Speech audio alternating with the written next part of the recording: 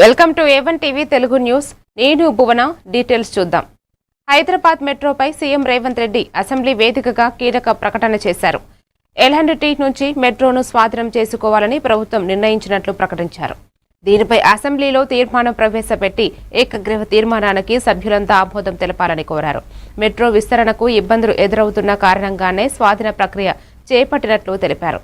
ప్రజా రవాణా సౌకర్యాన్ని మరింత మెరుగుపరిచి మెట్రో నగరాన్ని అంతర్జాతీయ స్థాయిలో గుర్తింపు తీసుకొచ్చేందుకు కావలసిన ప్రణాళికలను రచించామన్నారు. అనంతరం మెట్రో స్వాధీనాన్ని సభ ఏకగ్రీవంగా ఆమోదించింది. ఈ క్రింది తీర్మానాన్ని ప్రతిపాదిస్తున్నాము. సభ్యులందరినీ ఈ తీర్మానాన్ని ఏకగ్రీవంగా ఆమోదించవలసిందిగా విజ్ఞప్తి చేస్తూ, విశాల ప్రజా ప్రయోజనాల దృష్ట్యా Hyderabad core urban region metro network విస్తరించాలనే వివిధ వర్గాల డిమాండ్ మేరకు మెట్రో విస్తరణకు రాష్ట్ర ప్రభుత్వం నిర్ణయం తీసుకుంది. విస్తరణకు ఉన్న అడ్డంకులను, ఎదురవుతున్న సమస్యలను లోతుగా సమీక్షించింది. ప్రస్తుతం ఉన్న మెట్రో ఫేజ్ 1 మొత్తము 69 కిలోమీటర్ల మేరకు నిర్మాణం జరిగింది. ఫేజ్ 2A 76.4 కిలోమీటర్లు, ఫేజ్ 2B 86.1 కిలోమీటర్ల మేర విస్తరణ ప్రతిపాదనలు కేంద్ర ప్రభుత్వానికి సమర్పించడం జరిగింది. హైదరాబాద్ మెట్రో విస్తరణకు ప్రస్తుతం ఉన్న ప్రత్యేక పరిస్థితిని సభలో వివరంగా చర్చించడం శ్రీధర్ బాబు గారు వివరించడం జరిగింది.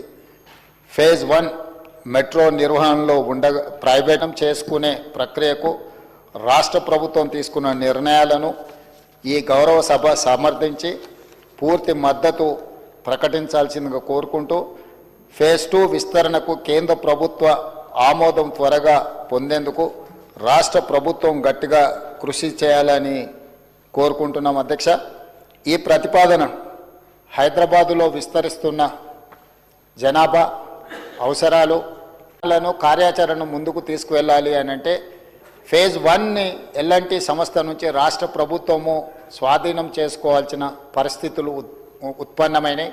అందుకోసం ఈరోజు మెట్రోపై సీఎం రేవంత్ రెడ్డి చేసిన ప్రకటనపై బీఆర్ఎస్ నేత హరీష్ రావు నిరసన తెలిపారు.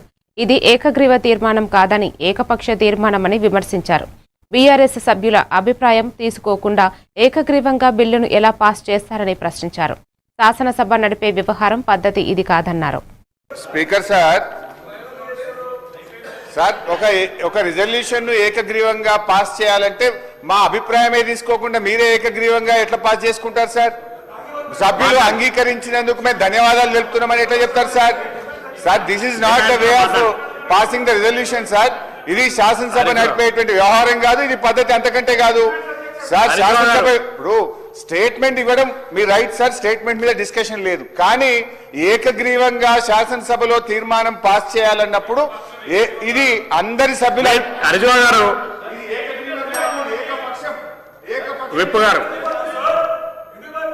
అధ్యక్ష, ఇప్పుడు డిమాండ్స్ మీదే చర్చకు మీరు అవకాశం ఇచ్చినప్పుడు డిమాండ్స్ మీద వారు మాట్లాడే ప్రయత్నం చేయాలి తప్ప సభానాయకుడిగా గౌరవ ముఖ్యమంత్రిగా పెట్టిన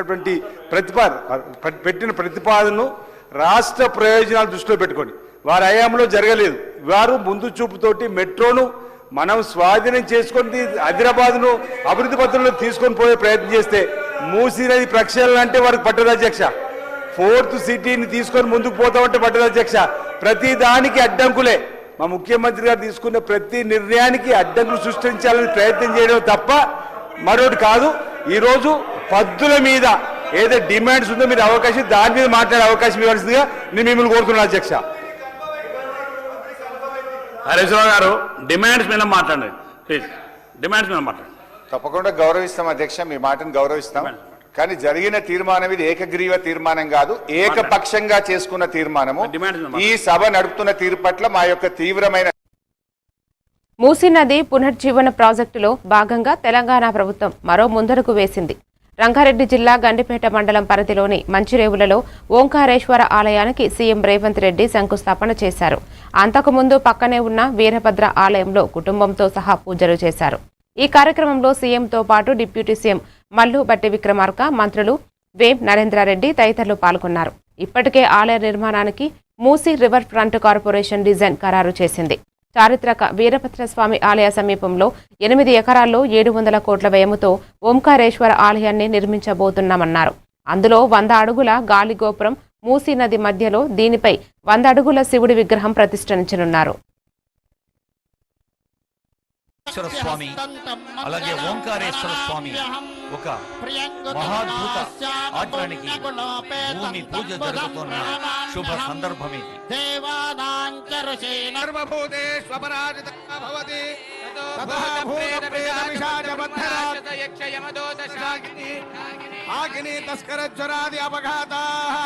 సర్వే జ్వలంతం పశ్యంతు సదా రుచికరం మహత్ మహాదేవేన తత్తుల్యం కూష్మాండముత్తమాం కూష్మాండవలి సమర్పయ హిరణ్యపాత్రం మధో మంగళ మాంగళ్యే శివ దేవాయ నమః. హరోం హర హర హర హర నమః సోమాయ చ పురాయ చ ఈ పవిత్రమైన కార్యక్రమంలో పాల్గొని అచలేశ్వర స్వామి, వీరభద్ర స్వామి, ఓంకారేశ్వర స్వామి వారల ముఖ్యమంత్రి, ఉప ముఖ్యమంత్రి, మంత్రివర్యులు, ప్రజా ప్రతినిధులు ఉండాలి. భారతదేశంలోనే కాదు ప్రపంచ గ్లోబల్ డెస్టినేషన్ 700 కోట్ల రూపాయలతో 1400 సంవత్సరాల పురాతనమైన ఆలయం. ఆనాటి రాచకూటుల నుంచి 800 సంవత్సరాల క్రితం కాకతీయుల వరకు ఈ ప్రాంతాన్ని సందర్శించడం, ఈ ప్రాంతంలో యోగులు ఇక్కడ తపస్సు చేయడం, ఈ ప్రాంతానికి ఒక గొప్ప చరిత్ర ఉన్నది. ఈ చరిత్ర కనుమరుగు కాకూడదు. ఈ చరిత్రను భవిష్యత్ తరాలకు అందించాలన్న ఆలోచన, ముఖ్యంగా మచ్కుందా నది వికారాబాద్ అడవుల్లో పుట్టి మూసీ నదిగా మారి హిమాయత్ సాగర్, ఉస్మాన్ సాగర్లో ఈసా నదిగా ప్రవహించి ఈ ప్రాంతాన్ని పునీతం చేస్తున్న 2 నదులను ప్రక్షాళన చేయాలి, ఈ నదులను పునరుద్ధరించాలి అనే కార్యక్రమాన్ని చాలా సంవత్సరాల నుంచి చాలామంది ముఖ్యమంత్రులు ఆలోచన చేసినారు, ప్రణాళికలు రచించారు. ఉమ్మడి రాష్ట్రంలో ఢిల్లీ మాదిరిగా హైదరాబాద్ కాలుష్య నగరంగా మారకూడదని సీఎం రేవంత్ రెడ్డి ఆకాంక్షించారు. మూసీ ప్రక్షాళన ఇప్పుడు చేసుకోకపోతే భవిష్యత్తులో తీవ్ర ఇబ్బందులు తప్పవని తెలిపారు. నదులు కాలుష్యం కాకుండా చూసుకోవాల్సిన అవసరం ఉందన్నారు. గతంలో గోదావరి, కృష్ణా జలాలను సద్వినియోగం చేసుకోలేకపోయామని, ఇప్పుడు ఆ జలాలను ఉపయోగించుకుంటున్నామని సీఎం రేవంత్ రెడ్డి పేర్కొన్నారు. మార్చుకోవాలి. జల విలాసానికి, జన వికాసానికి ఉన్న సంబంధం తెలంగాణ వైభవంలో, హైదరాబాద్ మహానగర వైభవంలో అందరికీ మూసీ రివర్ డెవలప్మెంట్ అథారిటీ సంచాలకులు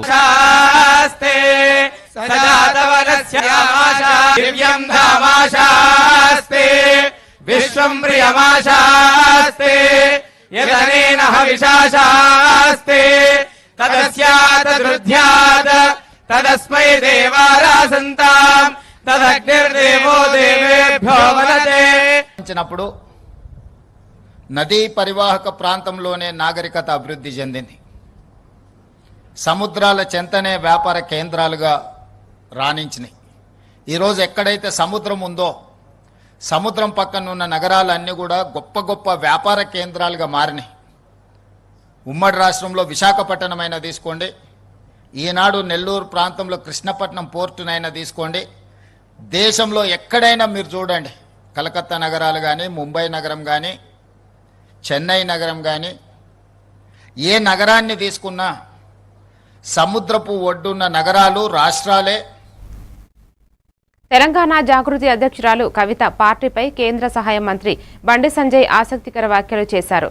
ప్రజాస్వామ్యంలో ఎవరికైనా పార్టీ పెట్టుకునే హక్కు ఉంటుందని, అది వారి వ్యక్తిగత రాజకీయ స్వేచ్ఛకు సంబంధించిందని ఆయన వ్యాఖ్యానించారు. తెలంగాణ రాజకీయాల్లో రాబోయే కొత్త సమీకరణాలకు ఇది సంకేతమని అన్నారు. కొత్త పార్టీ పెట్టాలనే కవిత ఆలోచనను తాము స్వాగతిస్తున్నామని తెలిపారు. ప్రజాస్వామ్యంలో ఎవరైనా ఎన్ని పార్టీలను పెట్టుకోవచ్చు. పెట్టిన పార్టీలన్నీ కూడా రాజకీయ స్వార్థంతో కాకుండా పేద ప్రజల కోసం, రాష్ట్ర ప్రయోజనాల కోసం పనిచేసే విధంగా, అటువంటి ఆలోచన ఉండే విధంగా వచ్చే ఏ రాజకీయ పార్టీలైనా ప్రజలు స్వాగతిస్తారు, హర్షిస్తారు. దానిలో ఏం అనుమానం లేదు. వాళ్ళ ఇష్టం, వాళ్ళ పార్టీ వాళ్ళ ఇష్టం, వాళ్ళ ఆలోచన వాళ్ళ ఇష్టం. ప్రజాస్వామ్యంలో ఎవరైనా ఎన్ని పార్టీలను పెట్టుకోవచ్చు. పెట్టిన పార్టీలన్నీ కూడా రాజకీయ స్వార్థంతో కాకుండా పేద ప్రజల కోసం, రాష్ట్ర ప్రయోజనాల కోసం పనిచేసే విధంగా, అటువంటి ఆలోచన ఉండే విధంగా వచ్చే ఏ రాజకీయ పార్టీలైనా ప్రజలు స్వాగతిస్తారు, హర్షిస్తారు. దానిలో ఏం అనుమానం లేదు. వాళ్ళ ఇష్టం, వాళ్ళ పార్టీ వాళ్ళ ఇష్టం, వాళ్ళ ఆలోచన వాళ్ళ ఇష్టం. ప్రజాస్వామ్యంలో ఎవరైనా ఎన్ని పార్టీలను పెట్టుకోవచ్చు. పెట్టిన పార్టీలన్నీ కూడా రాజకీయ స్వార్థంతో కాకుండా పేద ప్రజల కోసం, రాష్ట్ర ప్రయోజనాల కోసం పనిచేసే విధంగా, అటువంటి ఆలోచన ఉండే విధంగా వచ్చే ఏ రాజకీయ పార్టీలైనా ప్రజలు స్వాగతిస్తారు, హర్షిస్తారు. దానిలో ఏం అనుమానం లేదు. వాళ్ళ ఇష్టం, వాళ్ళ పార్టీ వాళ్ళ ఇష్టం, వాళ్ళ ఆలోచన వాళ్ళ ఇష్టం. ప్రజాస్వామ్యంలో ఎవరైనా ఎన్ని పార్టీలను పెట్టుకోవచ్చు. పెట్టిన పార్టీలన్నీ కూడా రాజకీయ స్వార్థంతో కాకుండా పేద ప్రజల కోసం, రాష్ట్ర ప్రయోజనాల కోసం పనిచేసే విధంగా, అటువంటి ఆలోచన ఉండే విధంగా వచ్చే ఏ రాజకీయ పార్టీలైనా ప్రజలు స్వాగతిస్తారు, హర్షిస్తారు. దానిలో ఏం అనుమానం లేదు. వాళ్ళ ఇష్టం, వాళ్ళ పార్టీ వాళ్ళ ఇష్టం, వాళ్ళ ఆలోచన వాళ్ళ ఇష్టం. తెలంగాణ అసెంబ్లీలో ఆసక్తికర సంఘటన చోటు చేసుకుంది. సభలో మంత్రి పొన్నం ప్రభాకర్ మాట్లాడారు. ఈ సందర్భంగా సభలో మంత్రి శివపార్వతులు వారిద్దరు కుమారులకు సంబంధించిన చిత్రపటాన్ని మంత్రి సభలో ప్రదర్శించారు. దీంతో రూల్స్ ప్రకారం సభలో ఫోటోలు చూయించవద్దు కదా అని ప్రతిపక్ష సభ్యులు అడ్డు చెప్పడంతో తాను అనుమతి తీసుకున్నానని చెప్పారు. ఇటీవల వేములవాడకు శృంగేరి పీఠాధిపతి వచ్చినప్పుడు అక్కడ శంకరుడి కుటుంబానికి సంబంధించిన చిత్రపటాన్ని చూపిస్తూ అందులోని వైరుధ్యాలు ఉన్న కలిసి ఉండాల్సిన విషయాలను వివరించారని చెప్పారు. గౌరవ ప్రతిపక్ష సభ్యులందరూ కూడా నేను విజ్ఞప్తి చేస్తాను. నేను మీ అనుమతి కూడా తీసుకున్నాను అధ్యక్ష. మొన్న ఈ మధ్య వేములవాడకు శృంగేరి పీఠాధిపతి వచ్చినప్పుడు అక్కడికి వెళ్ళినప్పుడు వారు ఒక శంకర పటం గురించి ఒక వివరించినారు అధ్యక్ష. అంటే ఎంత వైరుధ్యం ఉన్నా, ఎన్ని అంశాలు ఉన్నా, ఆ విధంగానైతే ఒక కలిసి ఉండాల్సిన అవసరం ఉందో నేను గౌరవ ప్రతిపక్ష పార్టీలకు కానీ అందరికీ కూడా, ఇది ఎవరికో ఒక్కరిని ఉద్దేశించినటువంటిది కాదు అధ్యక్ష. ఇది శంకరునికి సంబంధించినటువంటి కుటుంబ పరివార ఫోటో అధ్యక్ష. ఇందులో శంకరుడి వాహనం నందిగా, పార్వతి వాహనం సింహంగా, అదేవిధంగా మరి కుమారస్వామి వాహనం నెమలిగా, విఘ్నేశ్వరుని వాహనం ఎలుకగా ఉంటుంది అధ్యక్ష. ఇందులో ఒకదానికొకటి పడదు అధ్యక్ష. నెమలికి పాముకు పడదు, పాము మెడ, శివుని మెడలో పాము ఉంటుంది. నంది ఆవుకుని సింహానికి పడది, నెమలికి ఎలుకకు పడదు అధ్యక్ష. కానీ ఒక పరివారంలో ఎట్లయితే కలిసి శివపార్వతుల పరివారంలో ఎట్లా ఉంటుంది, నేను పర్మిషన్ తీసుకున్నా సార్. నేను పర్మిషన్ తీసుకున్నా సార్. నేను పర్మిషన్ తీసుకున్నా. దీని తర్వాత నేను ఎందుకు చెప్తున్నా అంటే, శివపార్వతులకు సంబంధించినటువంటి ఒక పటంలో వైరుధ్యం ఉన్నటువంటి నెమలి, పాము, ఆవు, అదేవిధంగా సింహం ఎట్లయితే కలిసి ఉండగలుగుతున్నాయో, ఒక అంశం వరకు దైవభక్తికి సంబంధించిన అంశం మీద కలిసి ఉంటున్నటువంటి సందర్భంలో ఒక ముఖ్యంగా బలహీన వర్గాలకు సంబంధించినటువంటి సంక్షేమం ఇలా చాలా అవసరం ఉంది అధ్యక్ష.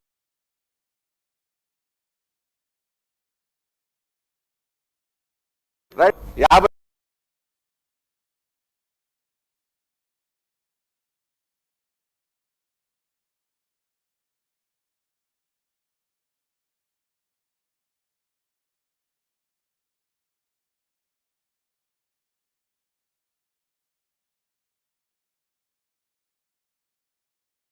50 చేస్తున్నారని ఆగ్రహం వ్యక్తం చేశారు. పోలీసులను అనేక ఇబ్బందులకు గురి చేస్తున్నారని అన్నారు. ఉన్నట్టు ముఖ్యమంత్రి గారే హోంమంత్రిగా ఉన్నప్పుడు పోలీసుల సంక్షేమం కోసం కూడా ఇంకా మెరుగ్గా, గత ప్రభుత్వం కంటే బాగా మేలు జరుగుతుందని చెప్పి పోలీసులు ఆశిస్తుంటారు అధ్యక్ష. కానీ దురదృష్టం ఏంటంటే, ఈ ప్రభుత్వం వచ్చిన తర్వాత 7 టీఏ బిల్లులు పోలీసులై పెండింగ్లో ఉన్నాయి, 3 సరెండర్ లీవ్లు పెండింగ్లో ఉన్నాయి, 5 డిఏలు పెండింగ్లో ఉన్నాయి. అదేవిధంగా అధ్యక్ష, పోలీసులకు సంబంధించిన భద్రత పథకాన్ని ఆసుపత్రుల్లో పోతే 1 లక్ష రూపాయలకు 1,00,000 రూపాయలకు మాత్రమే పరిమితం చేశారు. మా మా సిపిఐ శాసనసభ్యులు సాంబశివరావు గారు చెప్తున్నారు, మా కొత్తగూడెం జిల్లాలో 72 టీఏలు పెండింగ్లో ఉన్నాయంటున్నారు. కొన్ని జిల్లాల్లో టీఏలు ఇచ్చి కొన్ని జిల్లాల్లో ఇవ్వకపోవడం. నేను రాష్ట్రంలోని 1,30,000 మంది పోలీసుల పక్షాన మాట్లాడుతూ ఉన్నాను. ఆ పోలీసులు రాత్రింబవలు కష్టపడే వాళ్ళ టీఏలు, డిఏలు, సరెండర్ లీవులు మీరు దయచేసి ఆపకండి. మీరు గత సంవత్సరం కంటే పోలీస్ శాఖకు ఈ బడ్జెట్లో 400 కోట్ల రూపాయలు తగ్గించారు. ఇయర్ ఆన్ ఇయర్ పోలీస్ శాఖకు బడ్జెట్ పెరుగుతుందా తగ్గుతుందా? ఎందుకు తగ్గించారు? నేను అందువల్ల మొన్న కూడా ఇదే విషయాన్ని చెప్పాం. మంత్రి గారు ఏదన్నా అష్యూరెన్స్ ఇస్తారేమో, పోలీసులకు వెంటనే డబ్బులు రిలీజ్ చేస్తామని చెప్తారేమో ఈ మంత్ ఎండ్లో, అదర్వైజ్ 31 మార్చ్ క్లాప్స్ అయిపోతాయి. కానీ మంత్రి గారి నుంచి సరియైన సమాధానం రాలేదు. సో పోలీసుల టీఏలు, డిఏలు, సరెండర్ లీవులు విడుదల చేయనందుకు నిరసనగా, పోలీసుల ఆరోగ్య భద్రతా పథకంపై ఒక మంత్రి గారు భరోసా ఇవ్వనందుకు నిరసనగా, అదేవిధంగా పోలీస్ శాఖలో 17,000 ఖాళీలు ఉన్నాయి, అవి నియామకం చేయాలని చెప్పి మేము కోరాం. దాని నుంచి కూడా మంత్రి గారి నుంచి సమాధానం రానందుకు నిరసనగా, అదేవిధంగా పోలీసులకు కొత్త వాహనాల విషయంలో కూడా మంత్రి గారు తన సమాధానంలో చెప్పనందుకు నిరసనగా, బీసీల ఆత్మగౌరవ భవనాల విషయంలో ఒక స్పష్టమైన హామీ ఇవ్వనందుకు నిరసనగా, బీసీ సప్లాన్ అమలు విషయంలో, బీసీ కార్పొరేషన్ల నిధుల కేటాయింపు విషయంలో కూడా మంత్రి గారు స్పష్టంగా తన సమాధానం చెప్పనందుకు నిరసనగా, ఆర్టీసీ కార్మికులను వెంటనే ప్రభుత్వ ఉద్యోగులుగా గుర్తించాలని ఒక స్పష్టమైన డేట్ చెప్పాలంటే దాని మీద కూడా మంత్రి గారు తన సమాధానాన్ని దాటవేసినందుకు ఆర్టీసీ. తెలంగాణ అసెంబ్లీ వేదికగా బీఆర్ఎస్ సభ్యులు తీరుపై శ్రీధర్ బాబు తీవ్ర స్థాయిలో విరుచుకుపడ్డారు. ముఖ్యమైన అంశాలపై సభలో చర్చ జరుగుతుంటే వాకౌట్ చేయడం బీఆర్ఎస్ సభ్యులు చిత్తశుద్ధి లేమికి నిదర్శనమని ఆయన మండిపడ్డారు. గత 10 ఏళ్ల పాలనలో బీసీలకు అన్యాయం చేసింది బీఆర్ఎస్ పార్టీ ఏనని ఆరోపించారు. అలాంటిది ఇప్పుడు బీసీల గురించి మాట్లాడితే నైతిక హక్కు వారికి ఎక్కడిదని ప్రశ్నించారు. బీసీ రిజర్వేషన్లపై తమ ప్రభుత్వం రాహుల్ గాంధీ ఆలోచనల మేరకు అడుగు ముందుకేస్తుంటే బీఆర్ఎస్ సభ్యులు అక్కసుతో 10 అడుగులు వెనక్కి లాగే ప్రయత్నం చేస్తున్నారని ధ్వజమెత్తారు.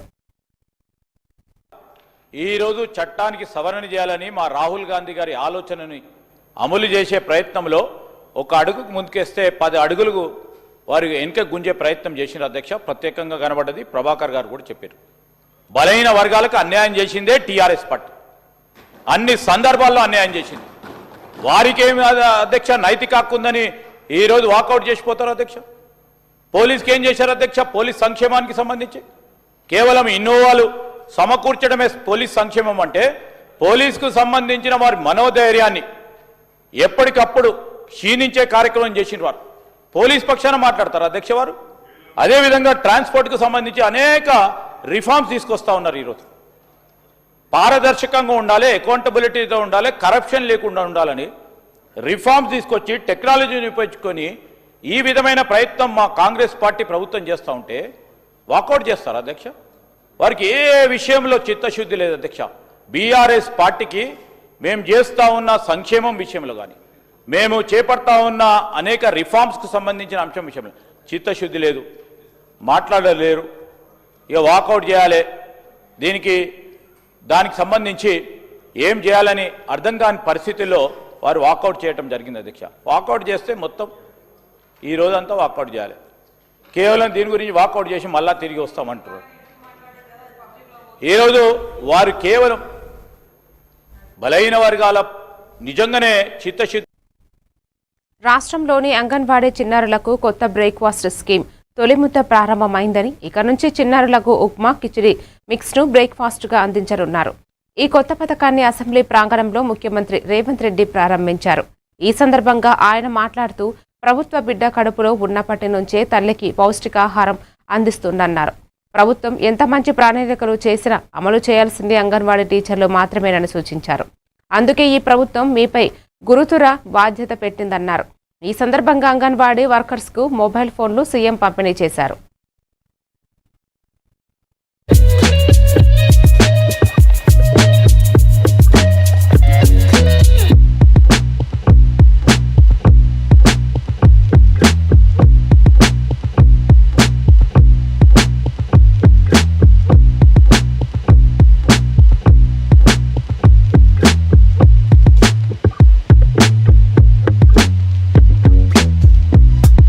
కానీ న్యూట్రిషన్ ఫుడ్ లేదు.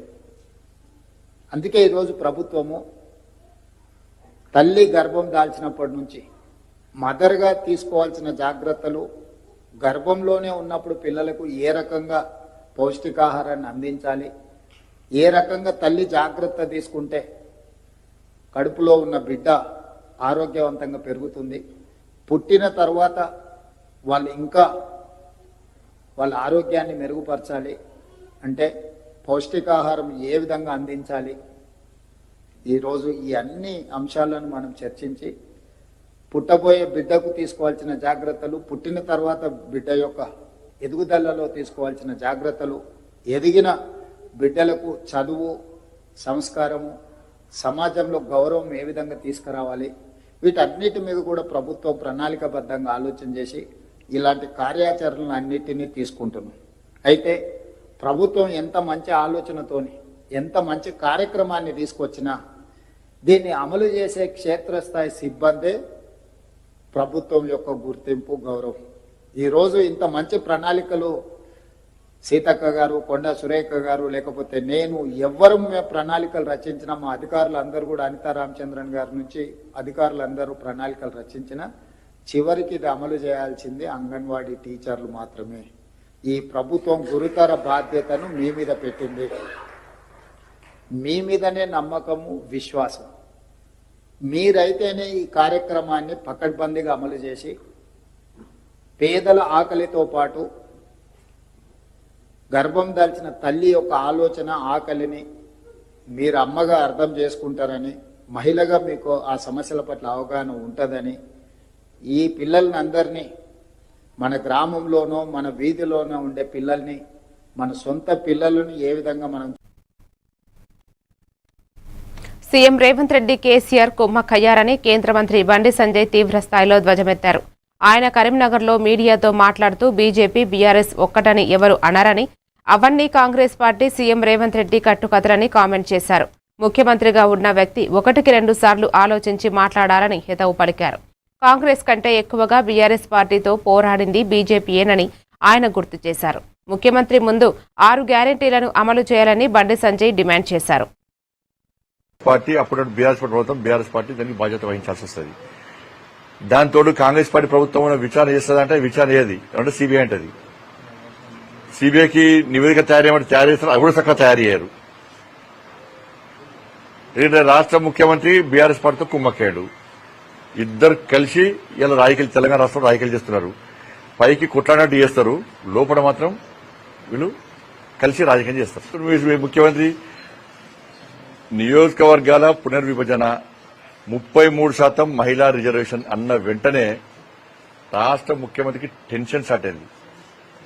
డిప్రెషన్లో పోతున్న రాష్ట్ర ముఖ్యమంత్రి స్థాయిలో ఉన్న వ్యక్తి మాట్లాడాల్సిన మాటలకు కాకుండా దిగజారి ఒక ప్రధానమంత్రి స్థాయి వ్యక్తిని గాని, పార్టీలను గాని, విపక్ష పార్టీ నాయకులను గాని దిగజారి ఏ విధంగా వ్యాఖ్యలు చేస్తుండో మనం చూస్తాం. ముఖ్యమంత్రి భాష చూసిన తర్వాత తెలంగాణ సమాజం ఇలా నవ్వుకుంటున్నారు, అసహించుకుంటున్నారు ముఖ్యమంత్రి భాష చూసిన తర్వాత.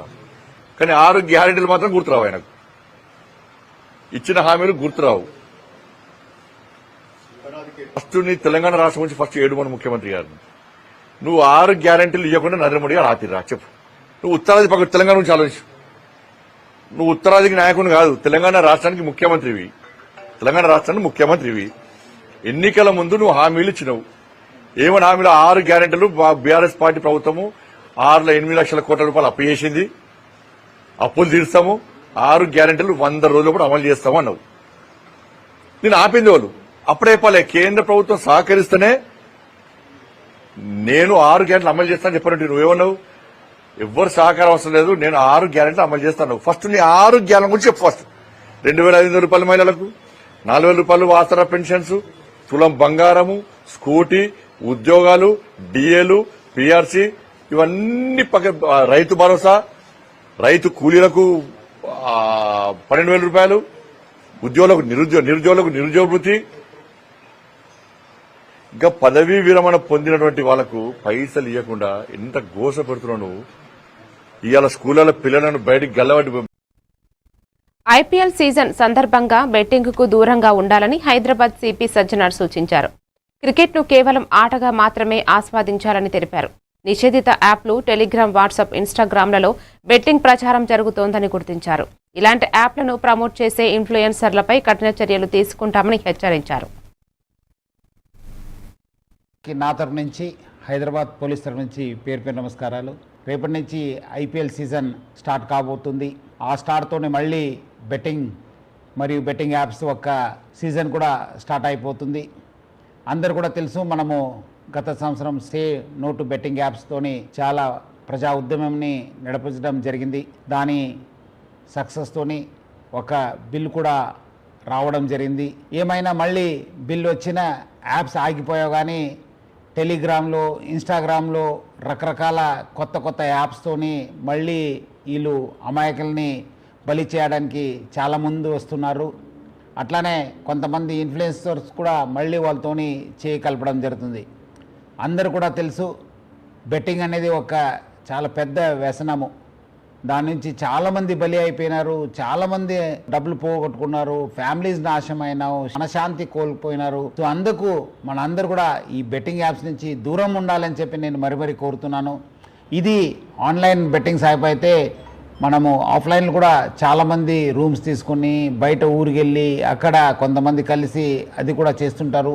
వాళ్ళపైన కూడా మనం నిఘా పెట్టడం జరుగుతుంది. సో అందుకు హైదరాబాద్ పోలీసు మనము ఆన్లైన్ కాకుండా ఆఫ్లైన్లో కూడా నిఘా పెట్టాను. అంతకుముందు కూడా చాలామంది గ్యాంగ్స్ కూడా పట్టుకోవడం జరిగింది. సో అందుకు హైదరాబాద్ పోలీసు ఆన్లైన్ మరియు ఆఫ్లైన్ బెట్టింగ్ పైన చాలా నిఘా పెట్టడం జరిగింది. పాత ఆఫెండర్స్ ఎవరున్నారు, అంతకుముందు ఎక్కడెక్కడ చేశారు, దానిపైన కూడా నిఘా పెట్టడం జరుగుతుంది.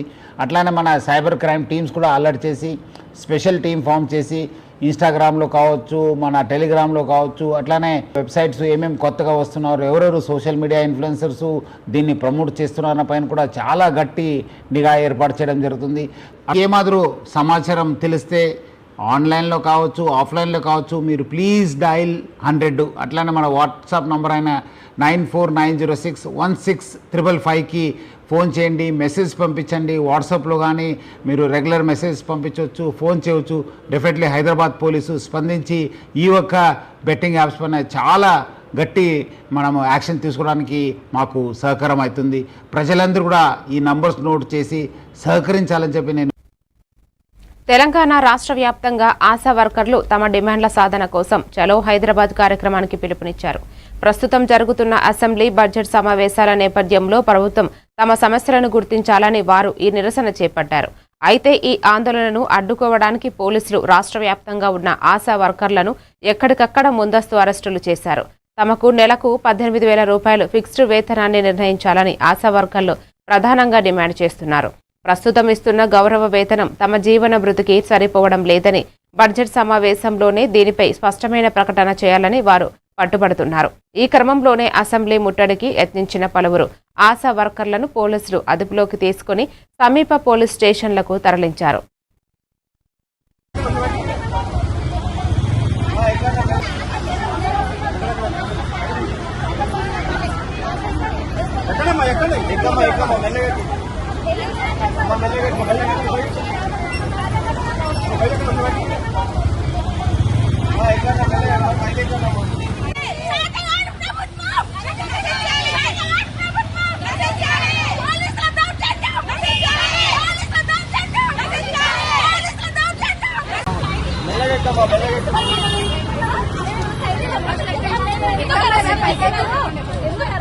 మెల్లగా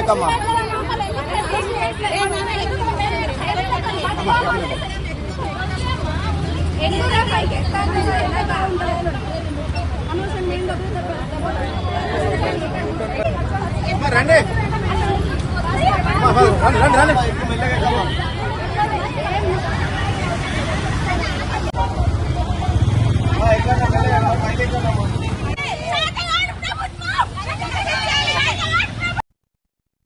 యాదాద్రి భువనగిరి జిల్లా బీబీ నగర్ మండలం పరిధిలో జైన్ కంపెనీ సమీపంలో కేపాల్ వద్ద ఓ కారులో అకస్మాత్తుగా మంటలు చెలరేగి పూర్తిగా దగ్ధమైంది. టీఎస్ 03EN 6575 నంబర్ గల ఈ కారు వరంగల్ నుంచి హైదరాబాద్ వైపు ప్రయాణిస్తుండగా ఈ ఘటన చోటు చేసుకుంది.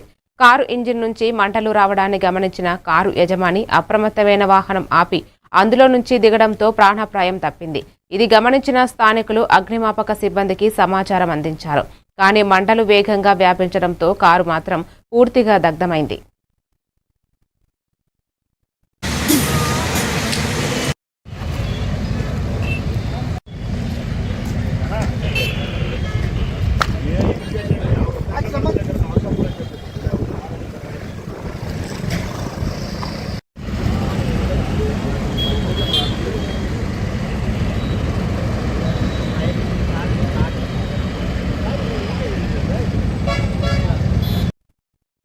భద్రాచలం శ్రీ సీతారామచంద్ర స్వామి వారి పట్టాభిషేక మహోత్సవం అంగరంగ వైభవంగా సాగింది. వేలాది మంది భక్తుల సమక్షంలో జయ జయ నిరాజనాల మధ్య దేవదేవుడికి అర్చకులు సమస్త నది జలాలతో అభిషేకం చేశారు. ఈ పుణ్య జలాన్ని భక్తులపై చిలకరించి సమస్త లోకాలు శుభాలతో వర్ధిల్లాలని ఆశీస్సులు పలికారు.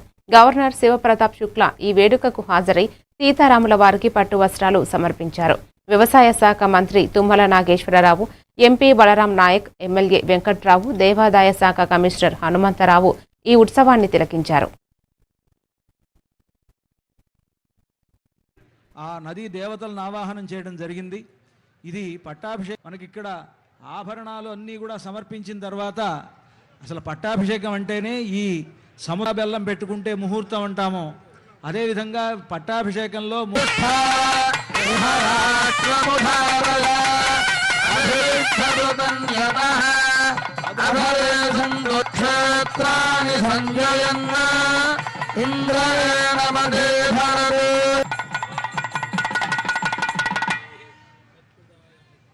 పట్టాభిషేకంలో ప్రధానమైనటువంటి ఘట్టాలన్నీ అయిన తర్వాత ఈ పట్టాభిషేక సందర్భంగా ఆ రోజుల్లో దేవతలంతా కూడా రాముణ్ణి గౌరవించినట్లుగానే